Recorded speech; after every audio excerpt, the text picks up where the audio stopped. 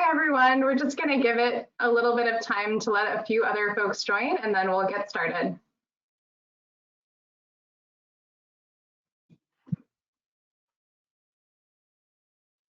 Never know whether I'm supposed to be chatty right now or silent, but we'll figure it out.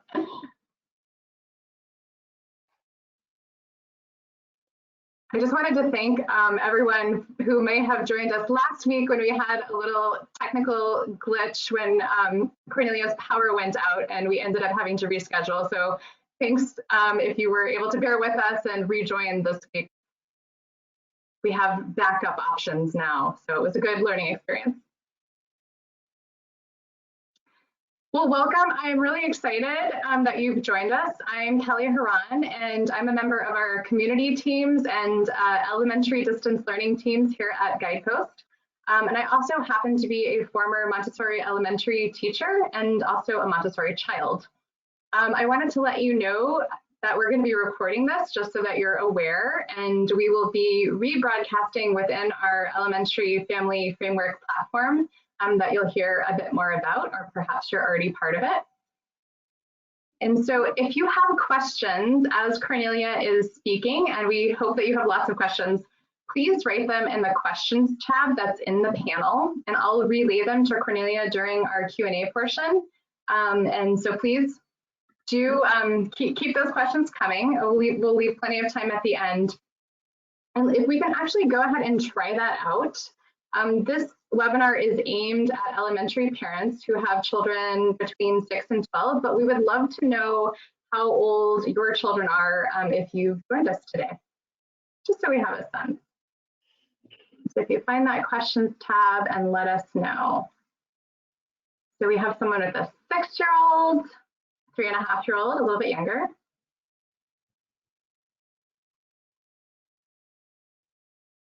Almost 5-year-old.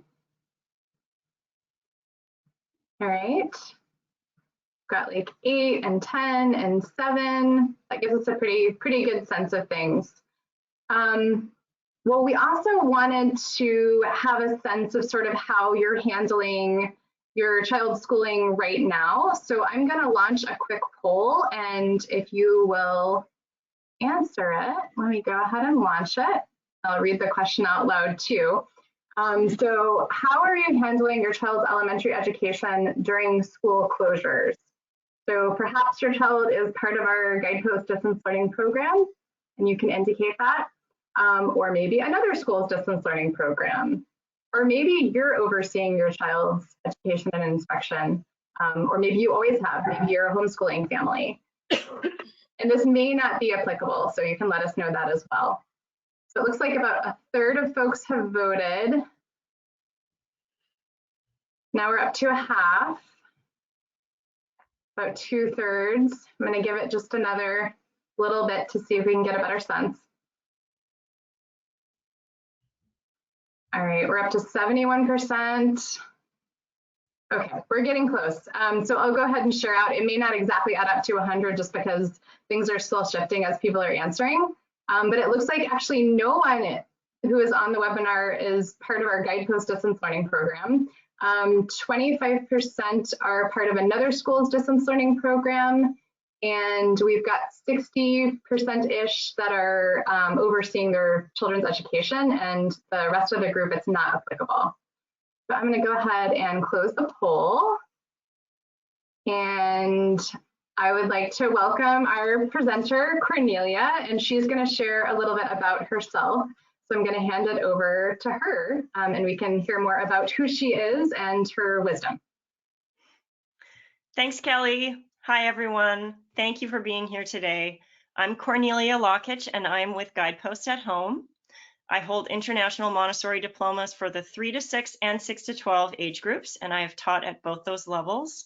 And I've also spent over the past 20 years supporting Montessori schools in various ways, most recently in designing and setting up more than 40 Guidepost schools across the US, in China, and also in Europe. Now, why are you here today? I'm assuming you are here because your elementary aged child is new to online learning and you are new to it too. It's a hard adjustment. A lot of parents are suddenly thrust into this situation, and they're finding out that it's not easy. Maybe you're suddenly the teacher to one or several children, all with varying needs, all while trying to hold a full-time job. Hopefully you are not like the author of an opinion piece that came out last week, whose 7- and 9-year-old children wrote him a declaration of war with demands for more power and more TV time. My goal today is to prepare you with tools to plan out your daily routine or flow so that you can create a smooth schooling experience with you and your child working alongside one another at home. Whether your child is logging into an online learning platform like ours here at Guidepost at Home, or you're taking on the teaching yourself, a predictable schedule and clear routines are the crucial first steps for all of you in the family to coexist harmoniously and productively. Here are the main topics that we're going to cover in the next 30 minutes. How to gain your child's buy-in and avoid a daily battle. Identify your family's building blocks of time throughout the day. How to plan a daily routine with your child that's neither rigid nor a free-for-all. We're talking about one that honors their work time and yours. And then to revisit that routine and tweak it as needed. It is not once and done, as we will see. Too often, our first attempts at this sort of thing fall into a kind of false alternative. On the one hand, I've heard from some parents that at first they have tried a really structured schedule. Mom or dad has the day built out into 15-minute or 30-minute increments in an effort to keep everybody on track. Parents are going to be 100% in the loop on everything that's going on with their child's schoolwork. And this can seem like the way to go because you take total control of the situation. But as you can imagine, and maybe as you have experienced, a rigid and adult-imposed schedule like this quickly leads to problems. Mom and dad get burnt out, and power struggles with children are bound to happen, with resistance and defiance just brewing beneath the surface. Another approach that I know some parents are taking is to give it a go without any kind of schedule at all. Maybe they don't want to make the school at home thing too formal, or they don't want to rock the boat when everyone is already kind of stressed out. Or maybe it seems simpler to let the kids behave as though every day is Saturday, so that they'll leave you alone to get some work done. But these parents are finding that it's really tough to get their kids going. They're rudderless and end up spending way too much time on their devices.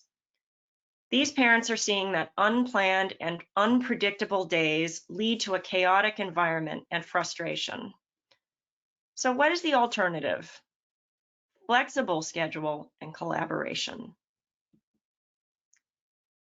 Many elementary children don't yet have the self-awareness or inner discipline to manage their schedule entirely on their own. So it's up to you to articulate the weekly routine and help them get used to it. Moreover, they are more cooperative and engaged and enthusiastic about learning when they have a voice about how they are spending their time. But they are also reassured by a predictable schedule. So a structure that's both predictable and flexible will resonate best with elementary age children. Predictable because everyone needs to know approximately what's coming, and flexible, that's the approximately part, because flexibility allows for individual preferences and changes of plan. For example, if your child gets really engaged in a certain project or topic or wants to keep going with that for a longer time than your routine would normally allow, let's encourage that effort and engagement and adjust the schedule. Now, if you'd like to learn more about this idea of allowing and encouraging your child to run with an activity that he's really taken with, please take a look at our post on Guidepost at Home called Building Motivation.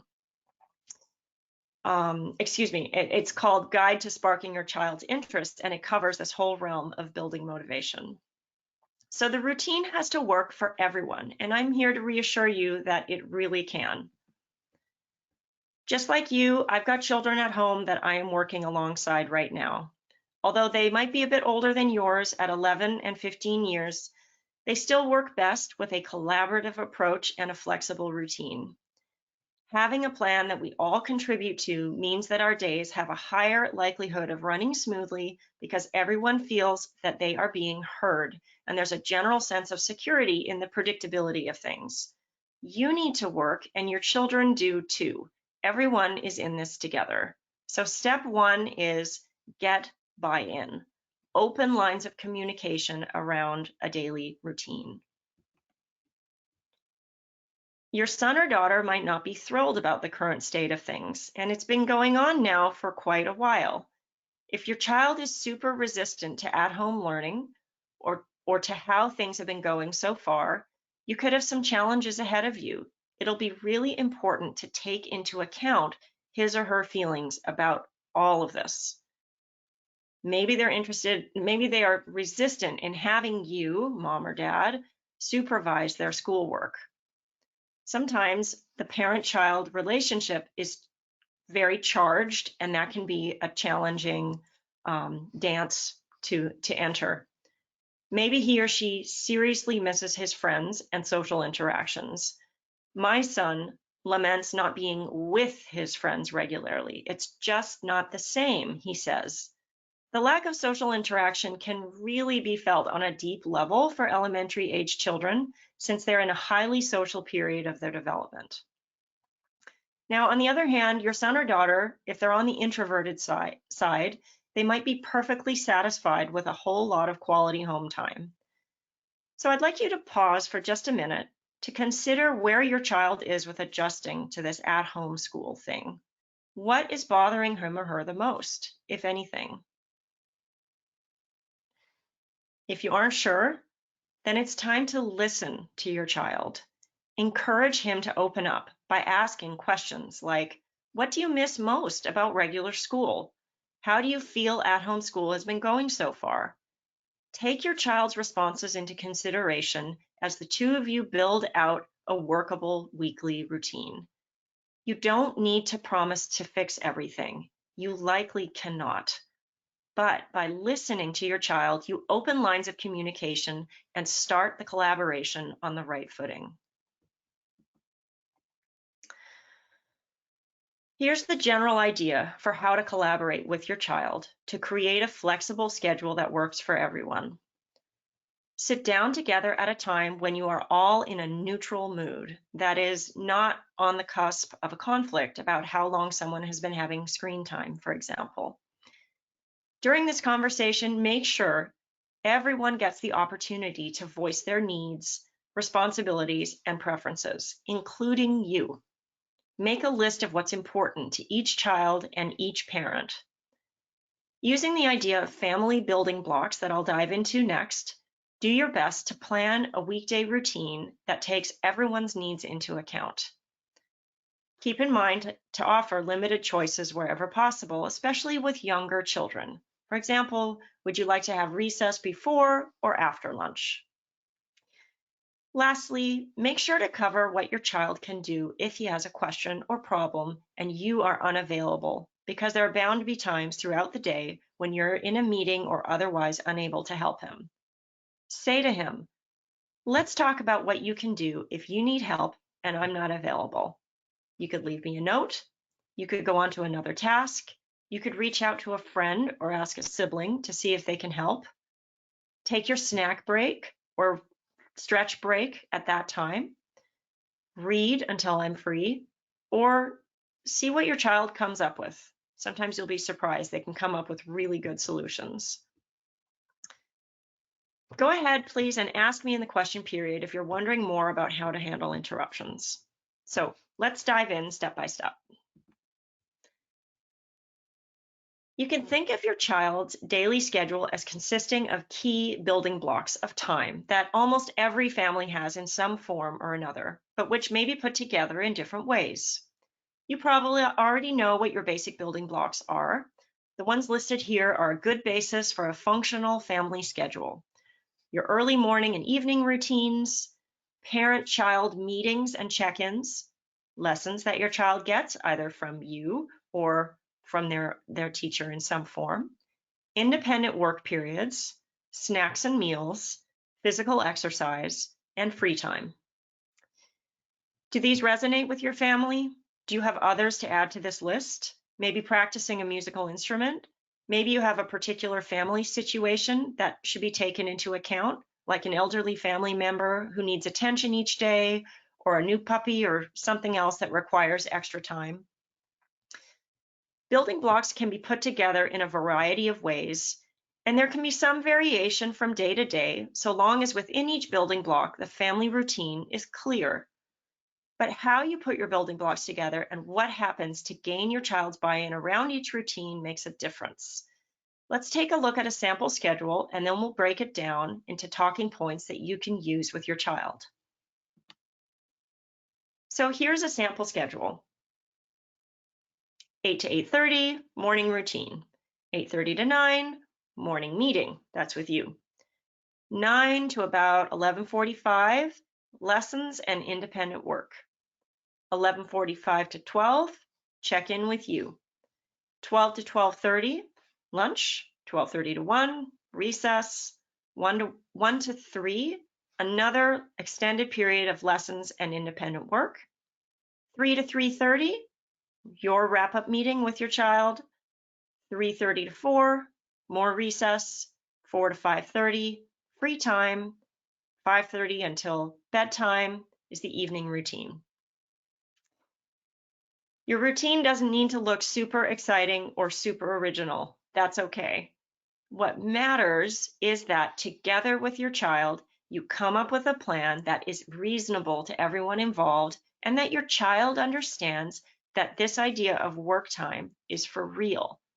It's time when he will work independently on the things he's responsible for, and you will too. And that's something you can repeat, especially in those long stretches, the lessons and independent work time. This is when you will work independently, and I will too. I'd like to pause to take a side note, make a side note about weekdays versus weekends. You're at home all the time now, right?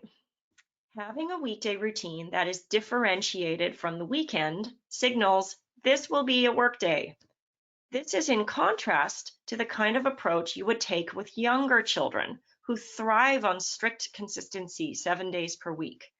That's probably what you did when your child was younger than about age 5. Now that he or she is elementary aged, it's different. By creating contrast between school days and weekends, it helps to demarcate the work week from leisure time, and it makes it reasonable to have different rules for different days of the week. You can say things like, "We don't do that on weekdays because those are work days," or "No, you may not binge watch Gilmore Girls or Tiger King or Minecraft videos on a weekday, no matter how good it is, but you're welcome to watch up to 3 episodes at any time on the weekend." And after all, we don't want our days to end up like poor Alexander, where it's just a long, samey nightmare. Okay, back to the building blocks of your family's routine. Let's talk about your morning and evening routines. This is essentially your child's wake up and bedtime routines. Your goal here is to make sure that you're both on the same page about what morning routine and evening routine consists of. Consider what your expectations are. In the morning, are you thinking that it means get dressed, have breakfast, make bed, brush teeth? What does your child think it means? Invite input from her. Let's think of all the things you need to do between the time you wake up and the time you start your school day. And especially for younger children, like 6, 7, 8-year-olds, give choices. Would you rather eat breakfast first or get dressed first? There might be a bit of give and take here, and that's fine. Say yes wherever you can. Save no for when it really matters. The evening routine might include helping with dinner preparation and cleanup, eating dinner with the family, a family walk or exercise, board games or screen time, read aloud, and bedtime routine. Morning meeting. Your morning meeting sets the tone for your child's day. It's your opportunity to review the school day ahead with your son or daughter, including key times when you cannot be interrupted. You'll say things like, let's take a look at what you've got going on today. Is there anything you might need my help with? What are you going to do first? You want to ensure that needed supplies and links for online classes and all of that organizational stuff is handy and ready to go. With my son, we often start the day with him opening up the Altitude learning platform that his Guidepost virtual classes use and reviewing what's in his Today column so that his priorities are front and center for him. Lessons and independent work. This is really the heart and soul of your child's day and of the Montessori approach to learning. Students receive a lesson of some kind, and then they are free to pursue follow-up work on that lesson, do some other item of work from another lesson, or do skills practice. There is freedom of choice and as much uninterrupted time as possible in one stretch. Now, I don't know your child's particular situation with respect to classes. You might be his teacher, or he might be part of an online class of some kind, or he's receiving some kind of instruction from his regular school. But elementary children are the same everywhere. And when elementary children are motivated by what they are learning, they want to go big. They want long math problems, creative elaborations of their learning, and physically big projects. They don't want to find the multiples of 3 to 30. They want to find the multiples of 3 to 3,000. They don't want to just color a map of the 50 states. They want to challenge themselves to learn all of them by heart, or maybe even the capitals. For those of you who are already working with a Guidepost teacher at home through our virtual classroom, you know that there is a strong schedule that promotes this kind of big work and independent exploration. It's really fun to see this in action with your child at home. But the point here is that extended work times, that is, not chopping your day up into 35-minute periods, both enhances this kind of learning and it encourages it. Snacks and meals. Okay, so you're going to want to brainstorm a list of snacks that your child enjoys. Make sure that he knows how to prepare them for himself, or you've got it set up in a way that's straightforward. You're aiming for simple, healthy choices that don't require a whole lot of cleanup and also don't take him away from his schoolwork for too long. So some ideas that are popular around here are celery with cream cheese, toast and jam, nut butter and apples, hummus and carrots, something like that. Make a list that you both agree on and then ensure that you have the supplies on hand. Offer a choice for the timing of the snack break. During your child's work period, a quick snack might be paired up with a quick physical break, and that might be exactly what he or she needs to turn around and get back and do another hour's work. A self-serve lunch allows for a lot of flexibility, but a scheduled lunch that you enjoy together may be an important chance to connect before your child moves into another independent work cycle in the afternoon. With my son, we discovered that if we don't prepare his lunch sandwich at breakfast time, then he tends to only grab a small snack midday, and then he's starving by 2:30, and there's sort of this downward spiral between 2:30 and 5 o'clock. It's not optimal. So that's something that we learned in talking through all this. We need to decide what's going to be lunch today. Let's get it prepped, put it in the fridge. Now he knows what he's going to get when it's his lunchtime. Recess and physical breaks. Yes, your children might think that you're weird to call it recess when you're at home, but you can still do it. We all know that exercise strengthens the body and clears the mind and increases attention. Hopefully there is some place near your home where your son or daughter can go outside and get some fresh air and just move. Create a list of indoor and outdoor physical activities for him to choose from in case he's at a loss for what he can do, especially if it's a party of one. For example, jumping rope, kicking a soccer ball against the house, shooting baskets, practicing some new yoga poses, maybe with you, or put on that dance party video game just to get the heart rate going. Midday check-in. Okay, so the frequency of your check-ins, you had one in the morning, we're going to see another one coming at the end of the day. That's really going to depend on your child's level of independence. And it probably will lessen over time. But this midday one is especially important because it helps set the course for the afternoon work period, which is often when energy and motivation start to decline. As I mentioned a minute ago, this one might happen over lunch if you two eat together. So you're going to ask your child, how did that work go that you worked on this morning? Has it been turned in or filed? What is on your list for this afternoon? What did you enjoy about your day so far? Is there anything you can use my help with? All right. Let's move on to your wrap-up meeting. So your end of day meeting is a chance to review the day's progress together, ensure that your child has submitted work and completed goals for the day, and for you to make a point to highlight positives wherever they are. Ask your child, what was interesting about today? What was challenging? What's finished and needs to be turned in? What are you going to carry over to tomorrow's goals? What would you learn about?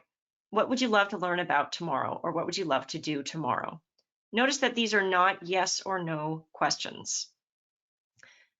The final steps for your wrap-up meeting are to make sure your child has tidied their workspace and they're ready to collaborate on goal setting for tomorrow.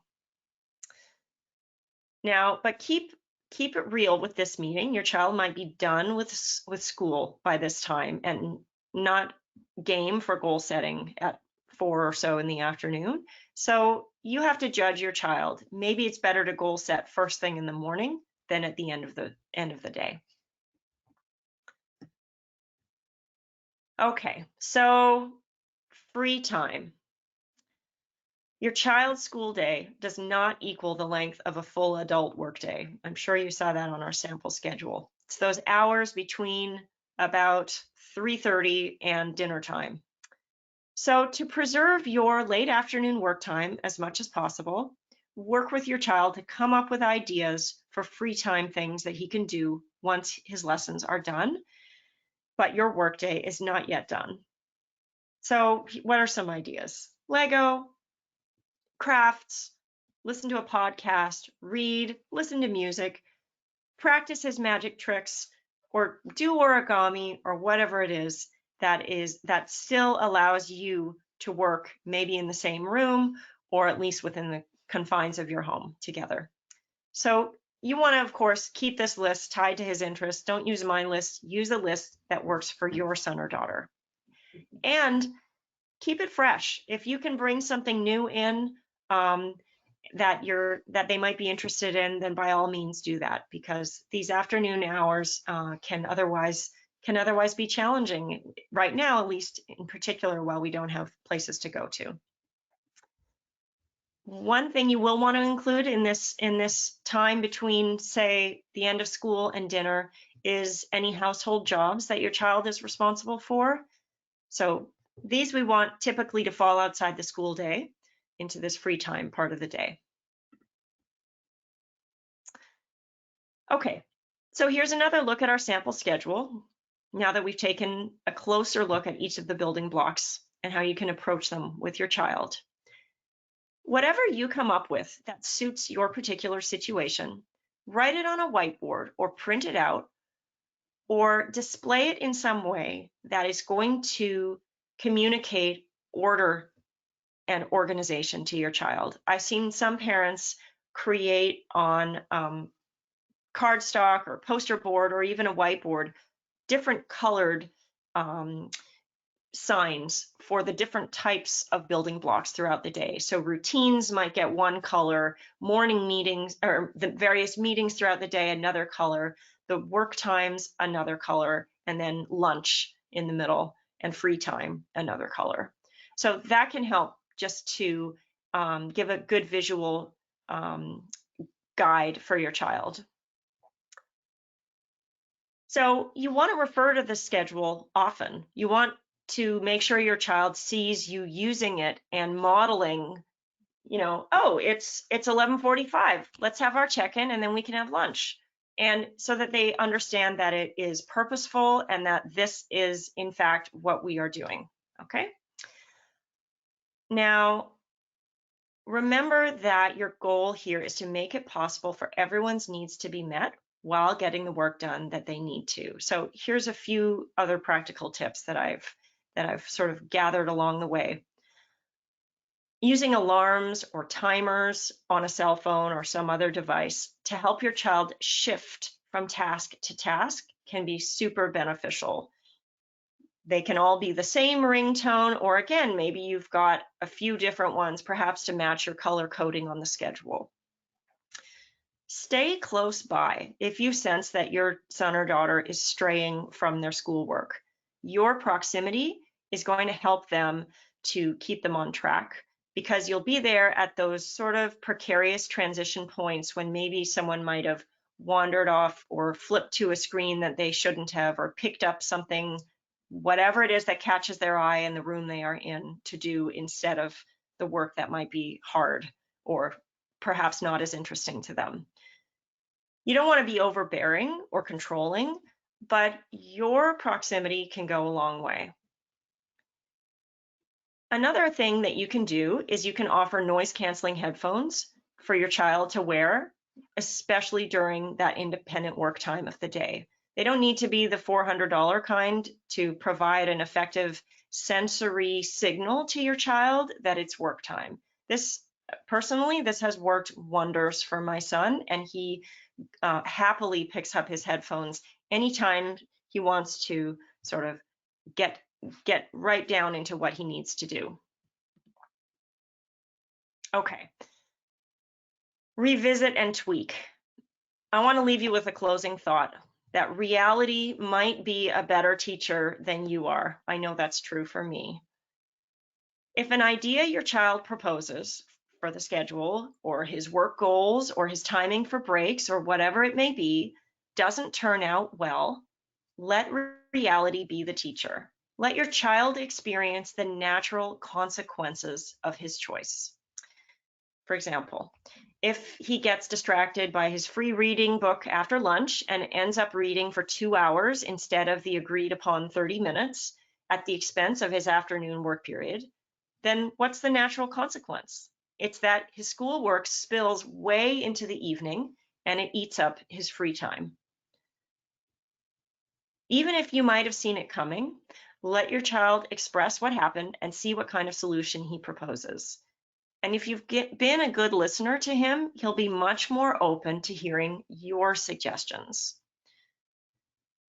And I'll tell you from working with my child here at home, this has happened many times, that he's still working on his schoolwork that could have been finished before 3:30. He's still doing that at 7:30 at night. And he's realizing, it takes him several times, but he's realizing this is no fun to let this drag out this long when he could have worked more efficiently throughout the day by being more disciplined about staying on with his schedule and listening to his alarms.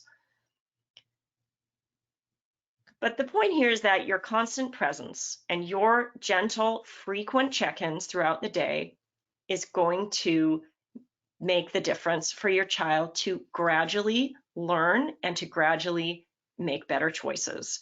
Your child is not going to form bad habits from doing this a few times. Tomorrow is always a new day, and that means a new opportunity for a better plan and better efforts. In this way, and as your family circumstances evolve, revisit and tweak your daily flow regularly. It shouldn't be static, just as your child is not. So this is the structure that I am recommending you follow to find your family's daily flow. Let's recap. The steps are: listen and collaborate to gain your child's buy-in. Identify your family's building blocks throughout the day. Together with your child, plan a flexible, structured routine and revisit and tweak that routine as needed. Keep what works and modify what doesn't. So now you've got a plan for creating a routine. I hope that you have fun discovering the flow your family can experience with a good routine. Thank you. Thanks, Cornelia. That was very informative. It looks like you've got some next steps here for folks that might not be part of our elementary family framework. If you're not, you can visit our site at elearning.guidepostathome.com. And if you scroll all the way to the bottom, you'll see our elementary family framework, which has a whole host of free resources for you to explore, including the follow-up article to this talk, which you can find under Supporting at-Home Learning, Step 1, Preparing Your Child's at-home environment. So please do visit, or if you're looking for a fuller program, we do have openings in our virtual classrooms that run from 9 to 3 and also have an extended day option from 4 to 6. And you can find out more by visiting guidepostmontessori.com/EDL for elementary distance learning. I always feel like I'm like in an infomercial when I'm sharing that, but it looks like we have a couple of questions. One is, my child doesn't get as much done as I think he should. How do I know?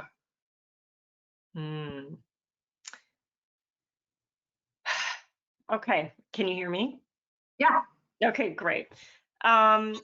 Elementary age children are still children. So they are not preschoolers anymore, but they do still have a different sense of time and pacing from us adults. So this is definitely something to keep in mind as you talk to your son or daughter with this new dimension of homeschooling. 6 to 12-year-olds operate more slowly than adults, and they definitely don't turn on a dime from one task to the next. So what your expectations might not align with what your child is actually capable of. That's something to check on. But I think it is somewhat of a trial and error between you and your child, proposing what are suitable goals for the day and what turns out to be unrealistic.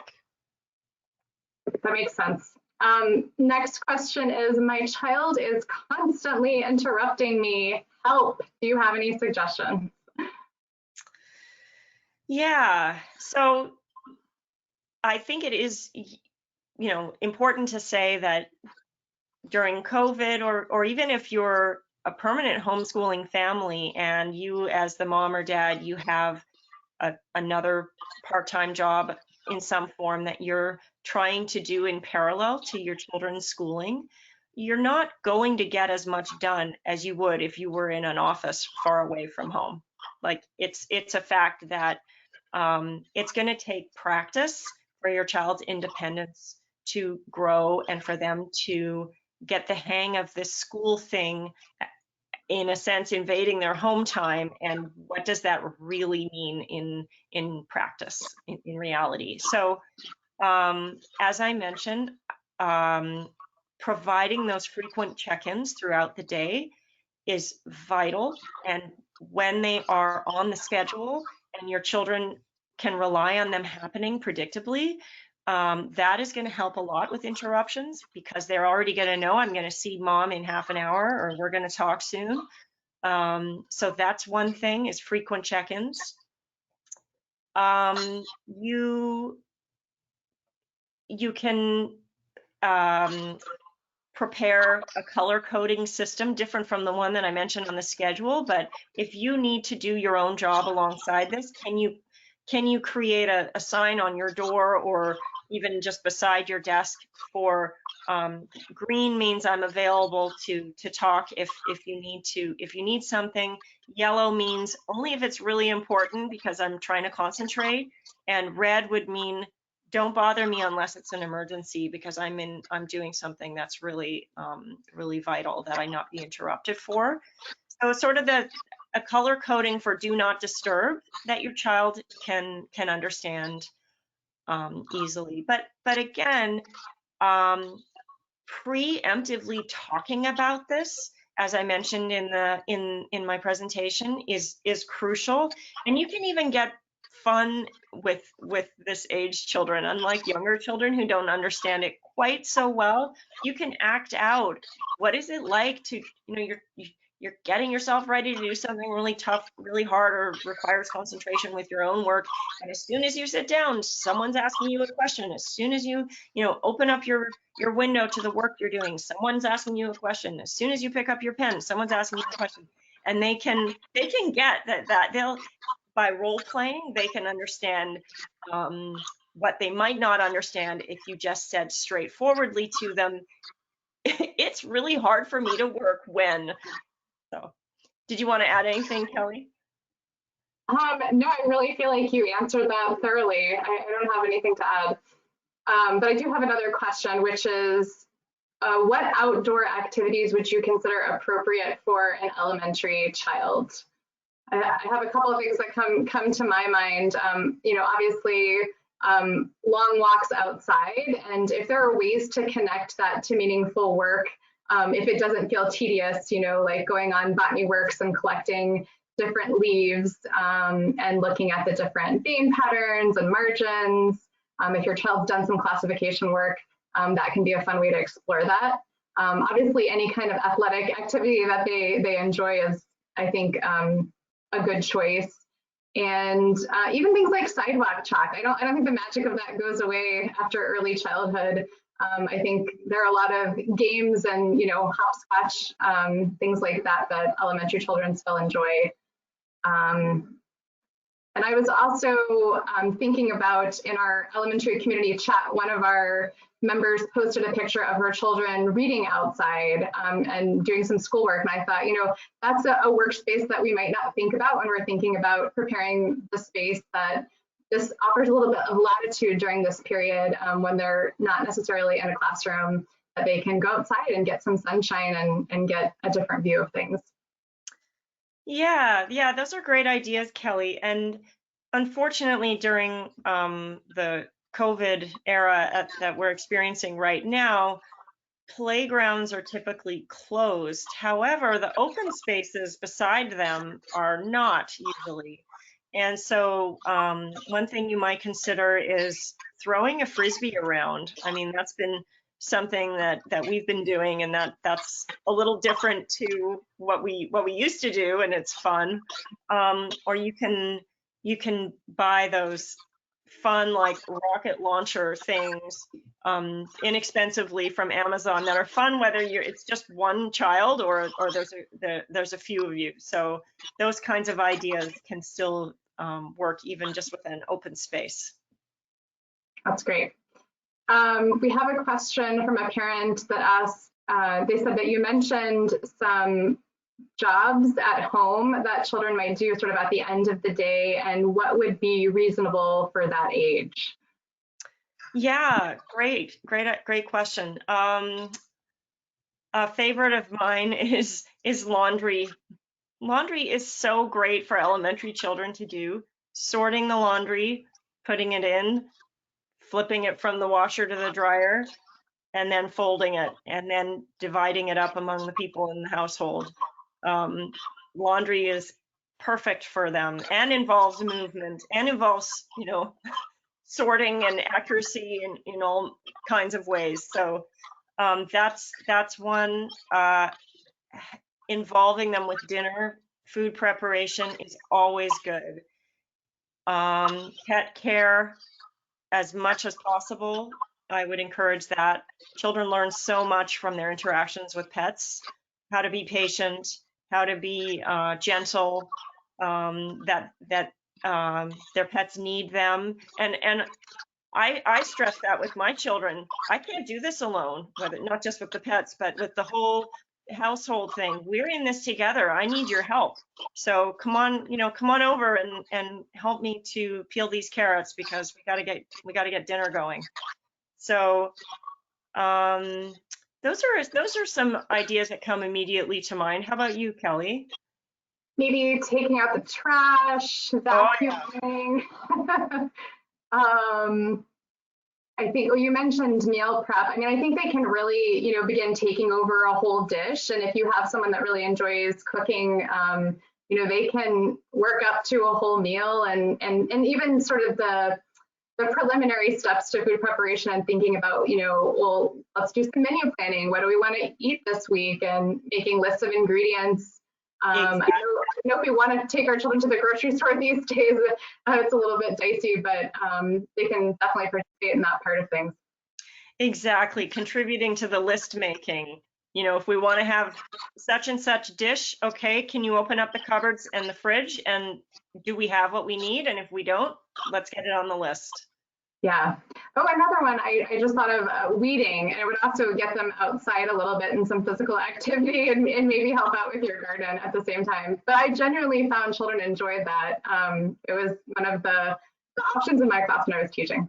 Oh, that is so funny. That was not a hit with my children. We did try that like a month ago, and in my family, we do not pay our children for their chores. Their chores or responsibilities are not tied to their allowance whatsoever. They're totally separate because that's a different topic perhaps, but I separate them. But that was one that they insisted was above and beyond normal family contributions.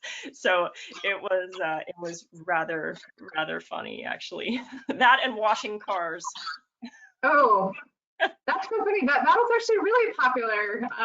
I had children that actually like to do that as a fundraiser in the class, but maybe it's different if it's for mom and dad. If they have a goal in mind, it needs to be purposeful.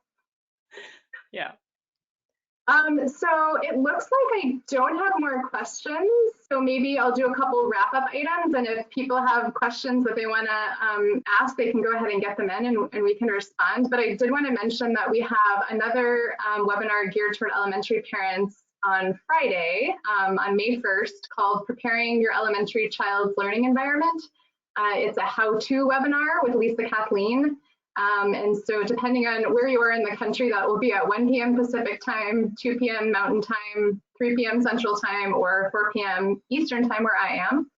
And if you want to know how to register, there'll be a follow-up email with instructions about that. Or you can go to our Guidepost blog or to our family framework and go in the events section. So you can find it all sorts of ways. And I also wanted to mention that next week on Wednesday, May 6th, we'll be doing a webinar on motivation in your elementary child. And so that will be 12 p.m. Pacific time. I won't roll through all of that. You guys can add an hour or 3 p.m. Eastern time. That's so great. Yeah. That topic will tie in well with this one today. Yeah, absolutely. And we have a number of free resources if you're not yet part of our family framework, the elementary family framework. We also have an early childhood family framework if you have younger children. If you go to our supporting at-home learning section, you can find great articles on this topic that's up on the slide, as well as many others. So please do go check it out. And thank you everyone for joining us. I'm going to just double check and make sure we don't have any last minute questions. But it looks like, let's see.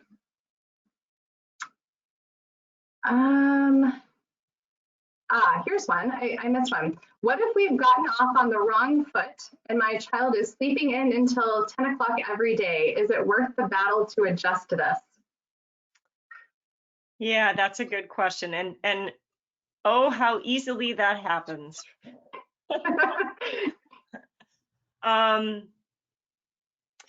I think that's a question for you to consider for your personal family situation. If your child is waking up at 10 in the morning, he's probably going to bed a lot later. So that's an impact on your evening time and your morning time. If you are, working a full-time job while trying to coordinate his schooling, then having him sleep in till 10 in the morning might allow you some very solid work time while he's sleeping, which could be a great thing for your day and your peace of mind.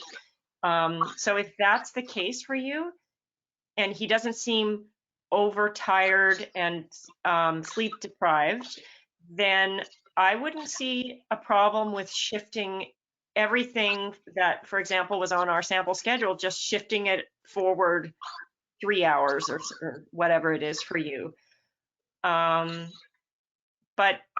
if it's making the evenings unmanageable for your family, which could be the case, then I would treat it like daylight savings or working through jet lag to gradually get your child back on track, getting up at, say, 7:30 or whatever would be a better fit in general for your family's flow.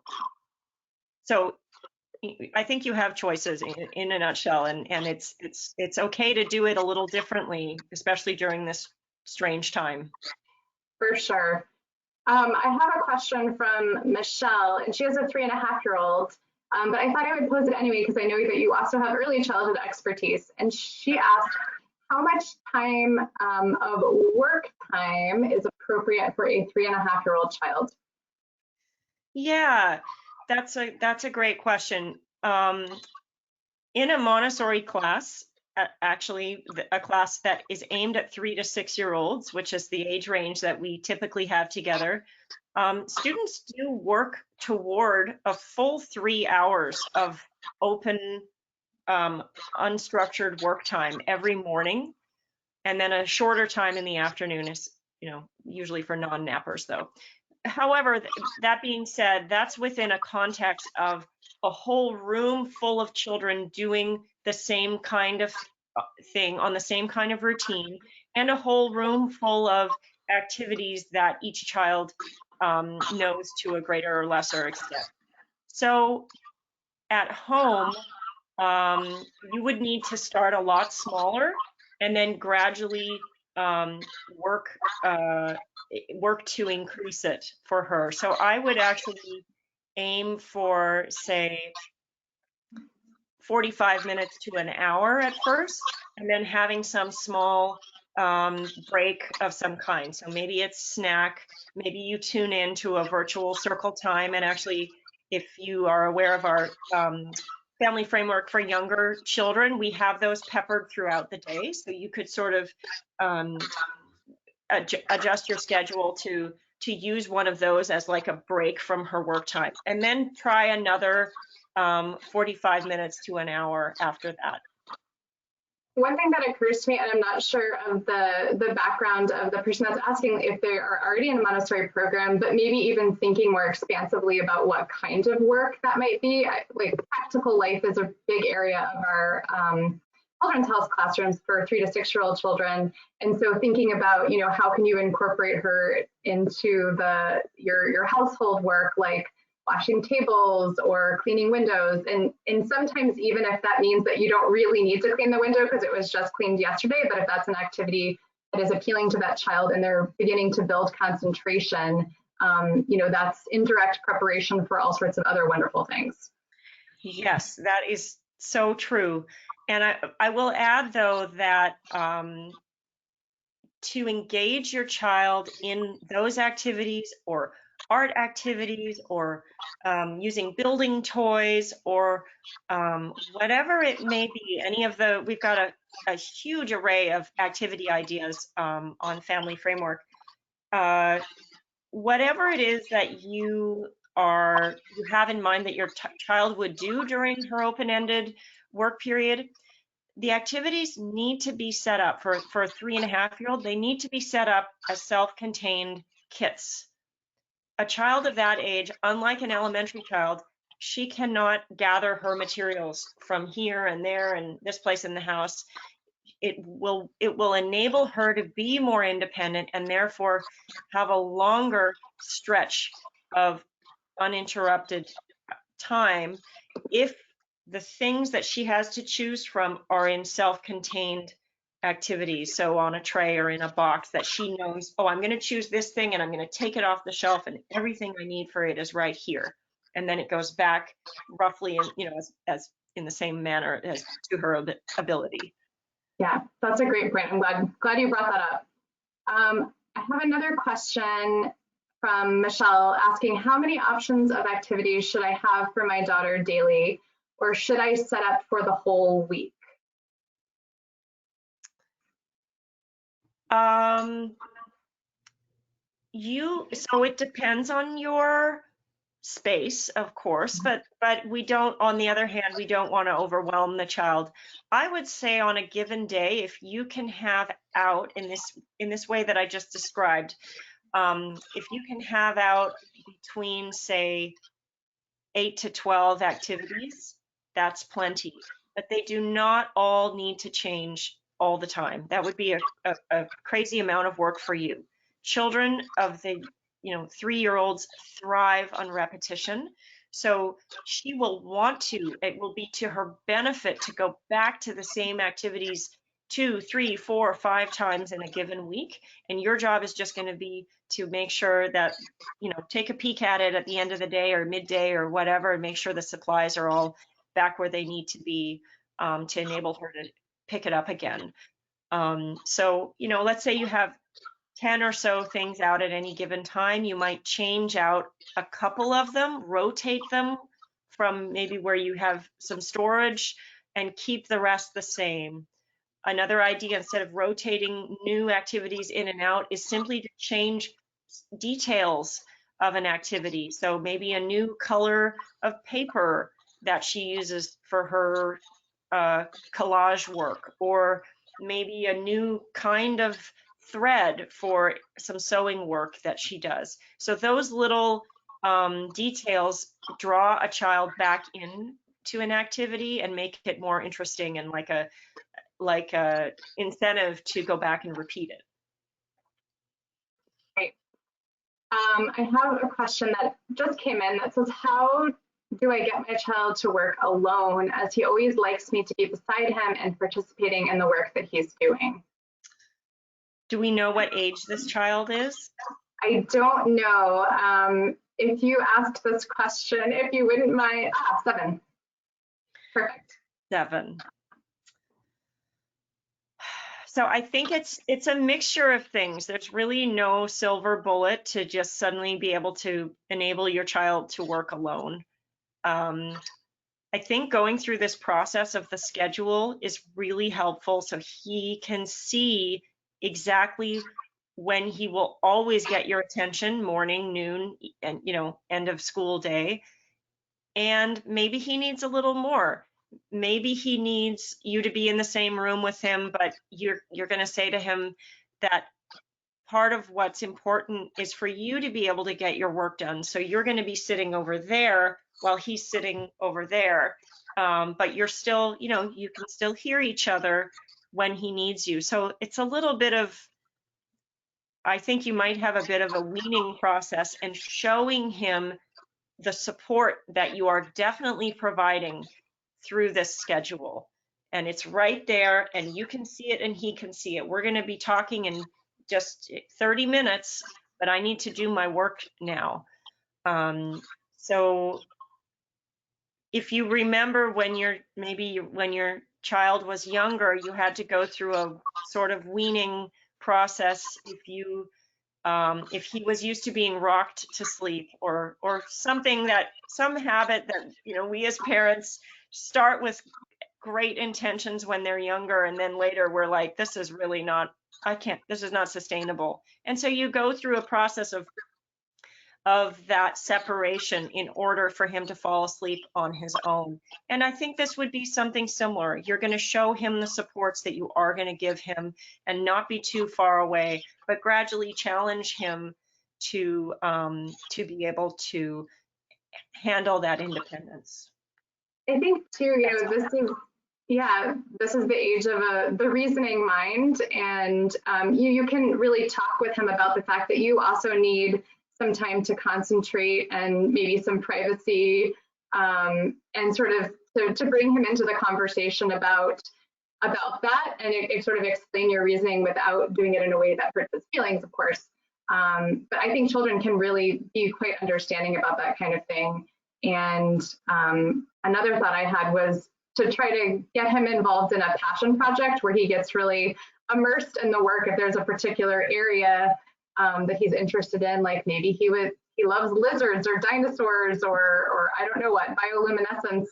And that might be something, if the work is limited, I don't know what your current situation is, but if it's more worksheet based, it's like when you get to the end of the worksheet, it's then what? But if it's something that they're very excited about and they begin to build concentration, I think it will also naturally happen. Yeah. That you can step away for longer and longer periods and you probably won't even notice. Well, I'm mindful of the fact that we are here at the hour mark. So I think we'll probably call this to a close. I know there are a couple more questions that came in that we didn't have time to answer, but we invite you to, again, join our elementary family framework and post them in the community post section or in the chat. And we have a whole team of elementary experts that can chime in, and also fellow parents that can share their advice and successes and commiserate if need be. Anyway, thank you so much, Cornelia, and for everybody for joining us, and hope to see you on Friday for the next webinar in our series. Sounds good. Thank you. Thanks, All right. Kelly. Thanks. Bye. Bye.